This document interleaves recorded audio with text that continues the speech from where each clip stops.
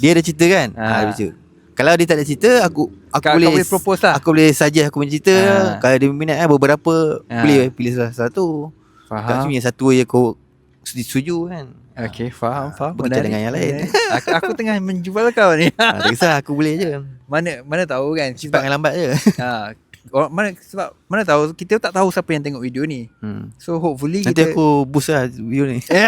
So hopefully kita boleh dapat orang-orang yang orang cakap berkaitan. Betul. Sebab kau ada passion, kau ada minat, tak salah untuk orang cuba invest sedikit untuk menjajakan kedua-duanya. Maksudnya funder boleh dapat dia punya produk, kau boleh deliver dia punya produk berdasarkan minat kau. Kan? Betul tak? Betul. Kalau ada kedai makan nak buat promote kedai dia boleh je. Bayar dalam 1,000 lebih, 2,000 boleh je. Aku boleh shoot. Shoot edit sekali dengan aku berlakon boleh. Faham. Jadi panggil.